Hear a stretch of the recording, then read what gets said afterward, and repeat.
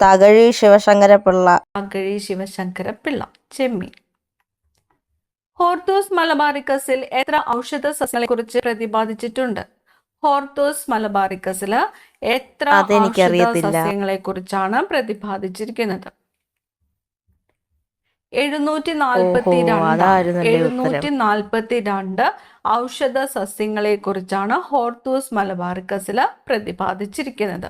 742.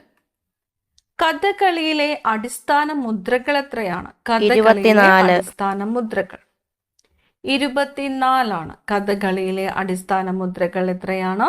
24. കേരളത്തിന്റെ ദേശീയോത്സവം ഓണം. ഏത് വിറ്റാമിന്റെ രാസനാമമാണ് കാൽസിഫെറോൾ? ഏത് വിറ്റാമിന്റെ രാസനാമമാണ്? Vitamin D. വിറ്റാമിൻ ഡി ആണ്. വിറ്റാമിൻ ഡിയുടെ രാസനാമമാണ് കാൽസിഫെറോൾ. Vitamin D. ഇന്ത്യൻ സിനിമയുടെ പിതാവ് എന്നറിയപ്പെടുന്നത്? ദാദാ സാഹിബ് ഫാൽക്കെ. ഇന്ത്യൻ സിനിമയുടെ പിതാവ് എന്നറിയപ്പെടുന്നത് ദാദാ സാഹിബ് ഫാൽക്കെ.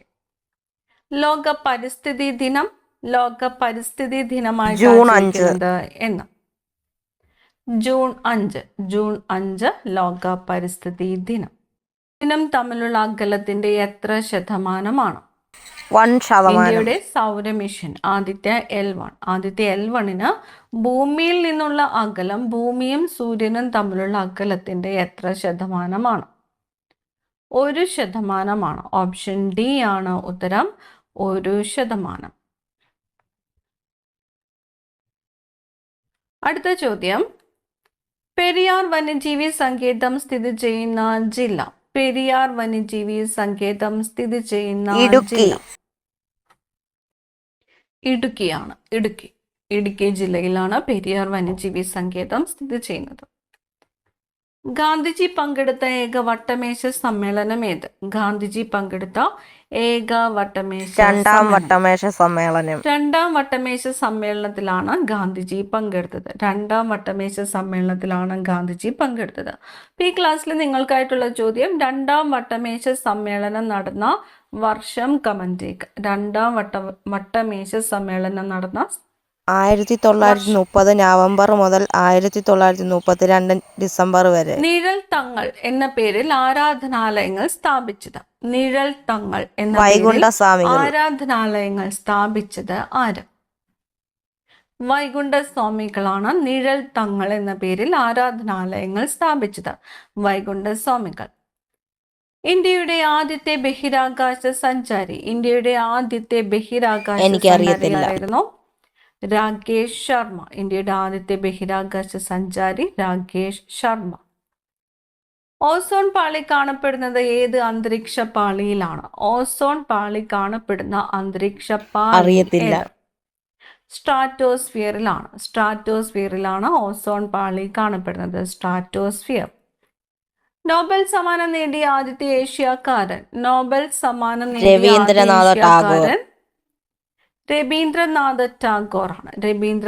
ടാഗോറാണ് നോബൽ സമ്മാനം നേടിയ ആദ്യ ഏഷ്യക്കാരൻ. അടുത്ത ചോദ്യം, ഭൂപ്രകൃതിയും കാലാവസ്ഥയും തമ്മിലുള്ള ബന്ധത്തെക്കുറിച്ചുള്ള പ്രസ്താവനകൾ വിശകലനം ചെയ്യുക. പർവ്വതങ്ങൾ കാറ്റിന്റെ ദിശയ്ക്ക് തടസ്സമായി നിൽക്കുമ്പോൾ കാറ്റിന് അഭിമുഖമായ ചരിവുകളിൽ ധാരാളം മഴ ലഭിക്കുന്നു. പശ്ചിമഘട്ടത്തിന്റെ കിഴക്കൻ ചരിവുകൾ മഴ നിഴൽ പ്രദേശങ്ങൾ എന്നാണ് അറിയപ്പെടുന്നത്.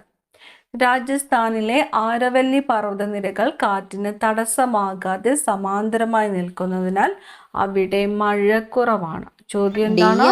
ശരിയായിട്ടുള്ള പ്രസ്താവന ഏത് എന്നതാണ് ചോദ്യം. ഓപ്ഷൻ ഡി ആണ് ഉത്തരം. 1, 2, 3 പ്രസ്താവനകളും ശരിയാണ്. പർവ്വതങ്ങൾ കാറ്റിന്റെ ദിശയ്ക്ക് തടസ്സമായിട്ട് നിൽക്കുമ്പോൾ കാറ്റിന് അഭിമുഖമായ ചരിവുകളിൽ ധാരാളം മഴ ലഭിക്കുന്നു. ശരിയാണ്. ഇന്ന് എനിക്ക് എത്ര മാർക്ക് കിട്ടിയെന്ന് നോക്കാം ഗൈസ്.